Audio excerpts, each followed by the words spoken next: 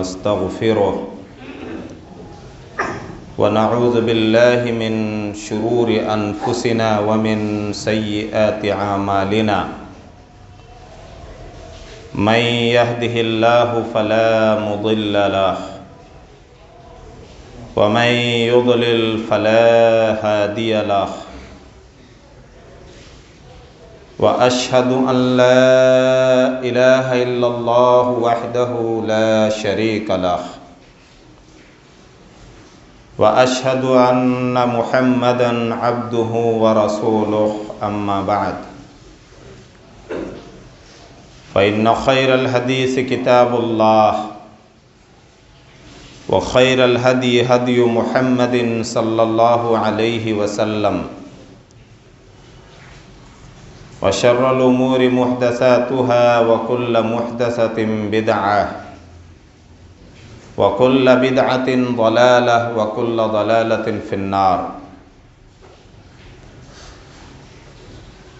أعوذ بالله السميع العليم من الشيطان الرجيم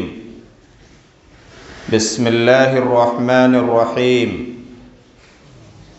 يا أيها الذين آمنوا اتقوا الله حق تقاته ولا تموتن إلا وأنتم مسلمون يا أيها الناس اتقوا ربكم الذي خلقكم من نفس واحدة وخلق منها زوجها وبث منهما رجالا كثيرا ونساء واتقوا الله الذي تساءلون به والأرحام إن الله كان عليكم رقيبا يا أيها الذين آمنوا اتقوا الله وقولوا قولا سديدا يصلح لكم أعمالكم ويغفر لكم ذنوبكم ومن يطع الله ورسوله فقد فاز فوزا عظيما وقال الله تعالى في موضع آخر في القرآن المجيد بسم الله الرحمن الرحيم وما أمروا إلا ليعبدوا الله مخلصين له الدين حنفاء ويقيموا الصلاة ويؤتوا الزكاة وذلك دين القيمة اور انہیں نہیں حکم دیا گیا تھا مگر یہ کہ اللہ کی عبادت کریں خالص کرتے ہوئے اس کے لیے بندگی کو سب سے یکسو ہو کر، اور نماز قائم رکھیں اور زکوٰۃ ادا کریں، یہی ہے درست اور مضبوط دین۔ حمد و ثنا، تعریف و توصیف سب اللہ کے لیے جو اپنی ذات و صفات میں اکیلا اور بے مثال ہے۔ ہم اسی سے ہر حال میں مدد و استعانت چاہتے ہیں، اسی کی بڑائی بیان کرتے ہیں، اسی سے اپنے گناہوں کا استغفار اور بخشش چاہتے ہیں، اس کے سوا کوئی گناہوں کا بخشنے والا نہیں۔ اسی سے ہم اپنے نفس کے شر اور ہر عمل کی برائی سے پناہ اور حفاظت چاہتے ہیں۔ وہ جسے گمراہ کر دے اسے کوئی ہدایت دے نہیں سکتا، اور جسے ہدایت دے دے اسے کوئی گمراہ نہیں کر سکتا۔ بعدہ درود و سلام اور اللہ کی بے شمار رحمتیں ہوں تمام انبیاء کرام پر، خصوصاً جناب محمد الرسول اللہ پر۔ اللہم صلی وسلم وبارک علی محمد وعلی آل محمد۔ آپ کے آل و اصحاب پر، اللہ کے ان تمام نیک بندوں پر جنہوں نے انسانیت کی فلاح و بہبودی کے لیے اور دنیا و آخرت کی کامیابی کے لیے اپنی زندگی صرف کی۔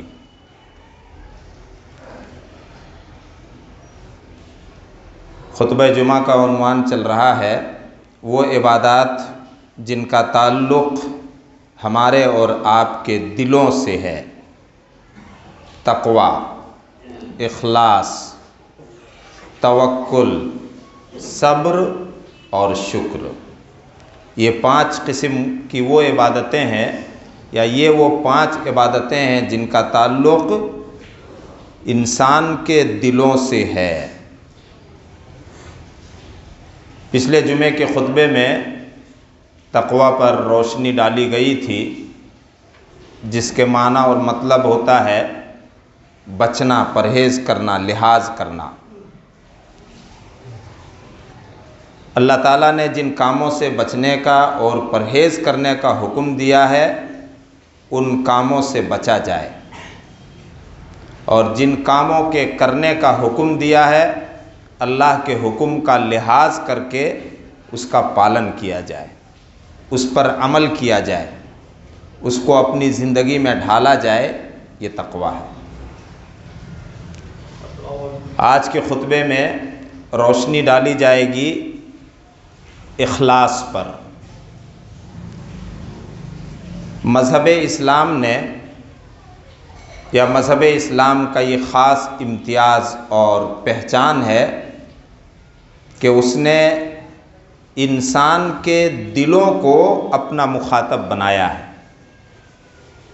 دلوں کی اصلاح پر اسلام سب سے زیادہ زور دیتا ہے، چاہے عقائد ہوں، عبادات ہوں یا اخلاق و معاملات ہوں۔ انسانی زندگی کے ہر عمل میں جو وہ انجام دیتا ہے، چاہے اچھا کام ہو یا برا کام ہو، اس کا اصل سبب جو بنتا ہے وہ دل کا ارادہ اور انسان کی نیت۔ ہمارے ہر اچھے برے کام کا محرک اور سبب ہمارے دل کا ارادہ ہے۔ اس لیے نبی اکرم صلی اللہ علیہ وسلم نے دلوں کا خاص خیال رکھنے پر آگاہ بھی کیا ہے اور تنبیہ کی ہے۔ الا وان فی الجسد مضغۃ اذا صلحت صلح الجسد کلہ واذا فسدت فسد الجسد کلہ الا وہی القلب۔ اس بات کو دھیان میں رکھنا کہ تمہارے جسم کے اندر گوشت کا ایک ایسا لوتھڑا ہے کہ جب تک اس کا حال درست اور ٹھیک ٹھاک رہتا ہے پورا جسم درست اور ٹھیک ٹھاک رہتا ہے، اور اگر اس لوتھڑے کا حال بگڑ جاتا ہے تو تمہارا پورا نظام جسم بگڑ جاتا ہے، پورا شریر تمہارا خراب ہو جاتا ہے۔ خبردار، اور وہ تمہارا دل ہے۔ طبی لحاظ سے فزیکلی طور پر بھی دیکھیں تو اگر آدمی دل کا مریض ہو جاتا ہے، ہارٹ پیشنٹ ہو جاتا ہے، تو وہ ڈاکٹروں کی ہدایت پر چل کر کے عمل کرتا ہے۔ اس کے پورے جسم کا سسٹم اور نظام اس کے ہارٹ اور دل سے جڑا ہوا ہے۔ اسلام نے دینی اعتبار سے بھی اپنے ماننے والوں کو اس بات کی ہدایت دی اور اس بات پر تنبیہ کیا ہے کہ دل کی اصلاح اور اس کی درستگی کا خاص خیال رکھنا۔ اگر تم ایک گناہ اور غلط کام کرو گے تو تمہارے دل پر ایک سیاہ اور کالا نقطہ، دھبا اور پوائنٹ بن جائے گا۔ اگر تم نے اس سے توبہ کیا، اس گناہ کو چھوڑ دیا، تو وہ کالا اور سیاہ دھبا بھی دھل جائے گا تمہاری اس نیکی اور نیک عمل کے ساتھ۔ اور اگر تم گناہ پر گناہ کرتے چلے گئے، گناہ پر گناہ کرتے چلے گئے اور تم نے محسوس تک نہیں کیا، فیل تک نہیں کیا، تمہیں کوئی پرواہ نہیں، تو یاد رکھنا پھر تمہارا پورا دل سیاہ اور کالا ہو جائے گا۔ اور یہ انسان کی بدبختی اور اس کی بدنصیبی کا آخری اسٹیج ہوتا ہے اور آخری مرحلہ ہوتا ہے کہ گناہوں کی کثرت کی وجہ سے اس کا پورا دل سیاہ اور کالا ہو جائے۔ اللہ کے نبی صلی اللہ علیہ وسلم خصوصیت کے ساتھ دعا فرمایا کرتے تھے، اللہم مصرف القلوب صرف قلبی علی طاعتک، کہ اے دلوں کے پھیرنے والے ہمارے رب، ہمارے دل کو تو اپنی اطاعت و بندگی اور اپنی فرما برداری کی طرف پھیر دے۔ یا مقلب القلوب ثبت قلبی علی دینک، اے دلوں کو الٹنے پلٹنے والے میرے رب، میرے دل کو تو اسلام پر اور دین پر اور اپنی اطاعت و فرما برداری پر قائم رکھ۔ دل کے ارادے کا نام اخلاص ہوتا ہے۔ ہم دنیا میں جو بھی اچھا برا عمل کریں، اگر کسی اچھے عمل کو انجام دے رہے ہیں، کوئی نیکی کر رہے ہیں، اللہ تعالیٰ نماز کی توفیق دے رہا ہے، جمعہ کا اہتمام کرنے کی توفیق دے رہا ہے، معاشرے کے کمزور اور غریب لوگوں کا خیال رکھنے کی توفیق دے رہا ہے، مریضوں کی عیادت کرنے کی توفیق دے رہا ہے، پڑوسیوں کے ساتھ اچھا برتاؤ کرنے کی توفیق دے رہا ہے، اپنے ماں باپ کے حق ادا کرنے کی توفیق دے رہا ہے، تو ساری نیکیوں کا مقصد صرف اور صرف اللہ کی رضا ہو، اس کی خوشنودی ہو۔ اور گناہ کے کام سے اگر بچ رہے ہیں تو اس کا بھی مقصد اللہ کی رضا اور خوشنودی ہو۔ اسی کا نام اخلاص ہے۔ کسی بھی نیک عمل سے، اچھے کام سے دنیا کی کوئی غرض، کوئی لالچ، کوئی مفاد، کوئی شہرت، کوئی اور بھی مقصد دنیا کا نہ ہو تو پھر یہ سمجھنا کہ ہم نیک کام کو جو کر رہے ہیں وہ اخلاص کے ساتھ کر رہے ہیں۔ اگر نیت میں کسی بھی نیک کام سے نیت کے کسی بھی خانے میں، دل کے کسی بھی خانے میں دنیا کی شہرت کی طلبی یا دنیا کا کوئی فائدہ حاصل کرنا یا معاشرے میں عزت پانے کا احساس پیدا ہو جائے تو پھر یہ سوچنا کہ اس نیک کام کے پیچھے شیطان پڑ چکا ہے۔ اللہ تعالیٰ نے فرمایا الا ابتغاء وجہ ربہ الاعلی، تم جو بھی نیک عمل کرو،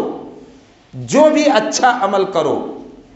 اس کا مقصد صرف اور صرف رب اعلیٰ، بزرگ و برتر رب کی رضامندی اور اس کی خوشنودی حاصل کرنے کے سوا اور کچھ نہ ہو۔ فاعبد اللہ مخلصا لہ الدین، اللہ کی عبادت و بندگی کرو، اللہ کی عبادت و بندگی کرو خالص کرتے ہوئے، اس کے لیے اطاعت کو، فرما برداری کو، بندگی کو، دین کو، تب وہ قبول کرے گا۔ انبیاء کرام جو انسانیت کے سب سے بڑے بے خواہ ہوتے،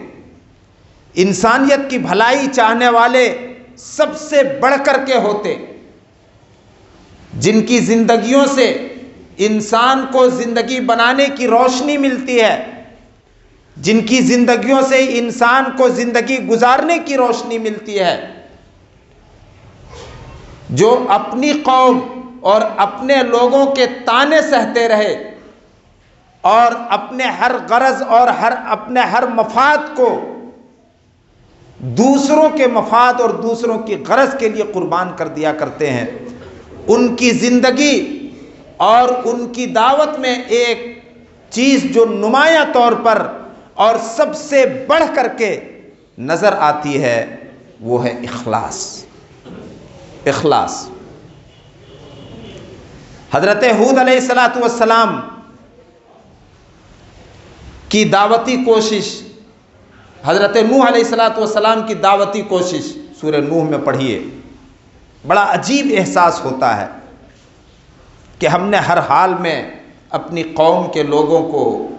تیری طرف بلایا اے ہمارے رب، چھپ کر، کھلے طور پر، گھروں میں جا کر، چپکے چپکے،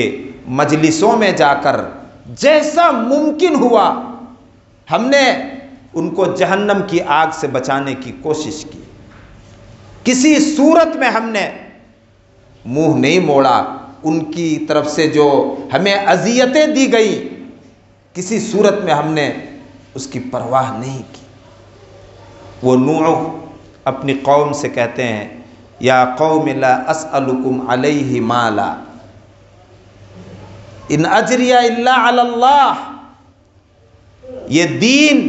اور دین کی امانت جو تم لوگوں تک میں پہنچا رہا ہوں، اس سے یہ نہیں سوچنا کہ میں تم لوگوں سے مال مانگ رہا ہوں۔ مال کی محبت اللہ تعالیٰ نے ہر ایک کے دل میں رکھی ہے۔ میری مزدوری، میرا بدلہ اللہ کے اوپر ہے، وہ دے گا اس کام کا بدلہ۔ حضرت ہود علیہ السلام کا تذکرہ پڑھیے، وَمَا أَسْأَلُكُمْ عَلَيْهِ مِنْ أَجْرٍ إِنْ أَجْرِيَ إِلَّا عَلَى رَبِّ الْعَالَمِينَ، کہ میں تم لوگوں سے اس کام پر، یعنی دین جو تمہیں سکھا رہا ہوں، دین کی امانت تم لوگوں تک پہنچا رہا ہوں، اس کی غرض دنیا کی کوئی منفعت نہیں ہے، کوئی مزدوری میں تم لوگوں سے نہیں مانگتا، میری مزدوری اس ذات پر ہے جو سارے جہاں کا پروردگار ہے، رب العالمین ہے، سب کو اس نے پیدا کیا اور سب کی ضرورت وہی پوری کر رہا ہے اور سب کی ضرورت کی چیزیں وہی فراہم کر رہا ہے۔ یہی بیان آپ کو ملے گا صالح علیہ السلام کی دعوت و تبلیغ کی کوشش میں۔ جناب محمد رسول اللہ صلی اللہ علیہ وسلم کی زبان مبارک سے اللہ تعالیٰ نے اسی بات کا اعلان کروایا، وَمَا أَسْأَلُكُمْ عَلَيْهِ مِنْ أَجْرٍ إِلَّا الْمَوَدَّةَ فِي الْقُرْبَى، تم یہ نہیں سوچنا کہ اس دعوت کا، اس تبلیغ کا مقصد ہماری نیت میں، ہمارے ارادے میں مال و دولت جمع کرنا ہے، کوئی اجرت اور مزدوری کی طلب نہیں، بس صرف ایک چیز مانگتا ہوں کہ قرابت کا اور رشتہ داری کی جو محبت ہوتی ہے اس محبت کو قائم رہنے دو، جس کا حکم اللہ تعالیٰ نے دیا ہے۔ وَمَا أَسْأَلُكُمْ عَلَيْهِ مِنْ أَجْرٍ إِلَّا مَنْ شَاءَ أَنْ يَتَّخِذَ إِلَىٰ رَبِّهِ سَبِيلًا، میری مزدوری یہی ہے کہ تم رب کی ہدایت کو مان لو اور رب نے جس راستے کو پسند کیا ہے اس راستے پر چلنے لگو، بس میری مزدوری یہی ہے۔ ان تمام انبیاء کرام کی یا انبیاء کرام کے تعلق سے اللہ تعالیٰ نے جو کچھ بیان فرمایا ہے اس سے یہی پتہ چلتا ہے کہ کوئی بھی نیک عمل، چاہے بظاہر وہ کتنا بڑا نیک عمل کیوں نہ ہو، کتنی بڑی نیکی کیوں نہ ہو، جب تک اس کی جڑ اور اس کی تہ میں اخلاص نہیں ہوگا، اللہ کی رضامندی حصول کرنے، اللہ کی رضامندی حاصل کرنے کا ارادہ نہیں ہوگا اور شہرت طلبی سے، ریا سے، دکھاوے سے پاک نہیں ہوگا، اس وقت تک اس عمل کو اللہ تعالیٰ قطعاً قبول نہیں کرے گا۔ بندے میں جب اخلاص کا یہ درجہ پیدا ہوتا ہے، یہ درجہ پیدا ہوتا ہے تو پھر اللہ تعالیٰ کتنا خوش ہوتا ہے کہ ہم ایک نیک کام کا ارادہ کرتے ہیں، ہمیں یہ نیک کام کرنا ہے، اخلاص کے ساتھ، صحیح نیت کے ساتھ، ابھی کیا نہیں، صرف ارادہ کیا ہے، اس پر اللہ تعالیٰ ایک نیکی دیتا ہے، پھر اس کو بڑھاتا ہے اور اس ایک نیکی کو بڑھا کر کے وہ 700 گنا تک کرتا چلا جاتا ہے، اور اگر برائی کا ارادہ کر لیا اس کے برعکس ابھی نہیں پکڑ کرے گا اللہ تعالیٰ. گناہ کا ارادہ کیا ابھی نہیں پکڑ کرے گا، اگر اس برائی اور گناہ سے بچ گئے تب بھی اللہ تعالیٰ نامہ اعمال میں ایک نیکی کو لکھ دیتا ہے. اخلاص نیت کے ساتھ اس نے ارادہ کیا تھا. انما الاعمال بالنیات لکل امرئ ما نوی، بہت مشہور حدیث ہے کہ ہم جو کچھ کرتے ہیں نیک کام یا برائی سے بچتے ہیں، اس کا دار و مدار ہماری اور آپ کی نیت پر ہے. ہر آدمی کو اس کے کام کا وہی صلہ ملے گا، وہی بدلہ ملے گا جیسی وہ نیت کرے گا. میرے بھائیوں اور دوستو، اخلاص کوئی مرئی چیز نہیں، کوئی ایسی چیز نہیں جس کو دیکھا جا سکے یا جس کو دکھایا جا سکے. اگر دکھانے کی کوشش کریں گے، بتانے کی کوشش کریں گے تو پھر وہ اخلاص ریاکاری سے بدل جائے گا، دکھاوے سے بدل جائے گا. اخلاص کا تعلق انسان کے دل سے ہے. حضرت موسیٰ علیہ السلام نے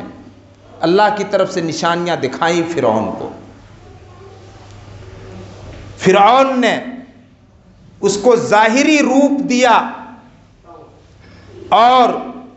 اس نے کہا یہ تو جادوگری ہے. چنانچہ موسیٰ علیہ السلام کا مقابلہ فرعون نے جادوگروں سے کروایا. جو آدمی دین کے لیے کام کرتا ہے اور جو آدمی اللہ کو راضی کرنے کے لیے عبادت و بندگی کرتا ہے اور جو دنیا طلبی کے لیے کرتا ہے، وہ سمجھ میں حضرت موسیٰ کا جو یہ جادوگروں کا مقابلہ جو فرعون نے موسیٰ سے کروایا تھا اس سے سمجھ میں آتا ہے. فرعون کے کہنے پر ملک کے سارے جادوگر جمع ہوئے. آ کر کے وہ جادوگر موسیٰ سے پہلے فرعون سے یہ پوچھتے ہیں، کیا اگر ہم غالب آ گئے، ہم جیت گئے تو ہمیں کیا مزدوری ملے گی، ہمیں کیا بدلہ ملے گا؟ فرعون نے کہا تم ہمارے قریبی ہو جاؤ گے. چنانچہ جب مقابلہ ہوا اور جادوگر ہار گئے تو ان کو حقیقت سمجھ میں آئی کہ موسیٰ نے جو کچھ دکھایا تھا اس کا تعلق اندر سے تھا، باطن سے تھا. اخلاص نیت کے ساتھ وہ اللہ کی طرف بلا رہے ہیں. چنانچہ اسی وقت انہوں نے ایمان لایا. میرے بھائیوں اور دوستو، ہماری اور آپ کی نیکیاں اسی وقت قبول ہوں گی جب ہم راہ ہدایت پر چلتے ہوئے اللہ کو راضی کرنے کے لیے اور خوش کرنے کے لیے کوئی عبادت کریں گے. آدم کے دو بیٹے حابیل و قابیل کے واقعے کو اللہ تعالیٰ نے قرآن میں بیان کیا ہے. حابیل کی نظر اور قربانی کو قبول کیا اور قابیل کی نظر اور قربانی اور عبادت کو ریجیکٹ کر دیا اللہ تعالیٰ نے، اور اعلان کیا انما یتقبل اللہ من المتقین. اللہ تعالیٰ انہی لوگوں کی عبادتوں کو قبول کرتا ہے جن کے دل میں تقوی ہوتا ہے، جن کے دل میں اللہ کا خوف ہوتا ہے. اور جو متقی ہوگا، جن کے دل میں تقوی ہوگا، جن کے دل میں پرہیزگاری ہوگی، اس کا دل، ان کا دل اخلاص سے بھی معمور ہوگا، اخلاص سے بھرا ہوا ہوگا. عبادت کرنے سے پہلے نیت اور قلب کو صحیح ارادے کے ساتھ جوڑنا بہت ضروری ہے. حضرت ابراہیم علیہ السلام کی وہ دعا کو یاد کیجیے. وہ ابراہیم جن کی ساری قربانیوں کو اللہ رب العالمین نے بڑی مقبولیت کا درجہ دیا، وہ ابراہیم جنہوں نے اپنی جان کی قربانی پیش کی اللہ کے حکم پر، وہ ابراہیم جنہوں نے بیٹے کی جان کی قربانی پیش کی اللہ کے حکم پر، وہ ابراہیم جنہوں نے اپنا وطن چھوڑ دیا اللہ کے حکم پر. جب خانہ کعبہ کی وہ ابراہیم تعمیر کرنے لگے تو اللہ سے دعا کر رہے ہیں، ربنا تقبل منا انک انت السمیع العلیم، کہ ہمارے پروردگار جس طرح سے تو نے آج تک میری ساری عبادتوں کو اور ساری قربانیوں کو قبول کیا، اس طرح سے یہ تیرے گھر کی جو تعمیر تیرے حکم پر کر رہا ہوں، جو قیامت تک کے لیے پوری دنیا کا مرکز ہوگا، اس خدمت کو تو قبول فرما لے۔ میرے بھائیوں اور دوستو، صرف عبادت کر لینا، نماز پڑھ لینا، برائی سے بچنا یا اور کوئی نیکی کا کام کرنا، یہ اسلام کا مطالبہ نہیں ہے، بلکہ اسلام کا اصل مطالبہ یہ ہے کہ تم جو بھی کام کرو اچھائی کا، اور جس برائی سے بچو تو اس کی تہ اور اس کی جڑ میں یہ فکر ہونی چاہیے کہ اللہ اس کو قبول کر رہا ہے کہ نہیں کر رہا ہے۔ اور اللہ کسی بھی عبادت کو اسی وقت قبول کرے گا جب اس کو اخلاص نیت کے ساتھ کریں گے، اور نیت کا تعلق قلب سے ہے، دل سے ہے۔ جب تک دل کی اصلاح نہیں ہو جائے اس وقت تک اخلاص نیت کا امکان نہیں رہتا ہے۔ اللہ تعالی ہم سب کی نیتوں میں اخلاص پیدا فرما دے۔ اللہ رب العالمین ہم سب کے دلوں کی اصلاح فرمائے۔ اللہ رب العالمین ہمارے دلوں کو قلب سلیم، ایسا بے عیب دل بنائے جس طرح سے اس نے اپنے خلیل ابراہیم کے دل کو قلب سلیم بنایا تھا، اور ہمارے دلوں کو ہر قسم کے نفاق، کفر و شرک کے روگ سے پاک کر دے، اور ریا اور دکھاوے سے ہمارے دلوں کو پاک رکھے۔ اللہ رب العالمین ہم سب کو بیماریوں سے محفوظ رکھے، اور ہم میں جو بیمار ہیں اللہ تعالیٰ ان کو شفائے کلی نصیب فرمائے۔ کسی بھی قسم کی پریشانی سے جو دوچار ہیں اللہ تعالیٰ ان کو ان کی پریشانی سے نجات دے۔ یقیناً پریشانیوں سے نجات دینے والا وہی ہے، وہی مشکل کشا ہے۔ ہر قسم کے مشکلات کو وہ دور کر سکتا ہے، اور اس کو دور کرنے کی قدرت حاصل ہے۔ بارک اللہ لنا ولکم فی القرآن الحکیم ونفعنا وإیاکم بالآیات والذکر الحکیم، انہ تعالی جواد کریم ملک بالرؤوف الرحیم۔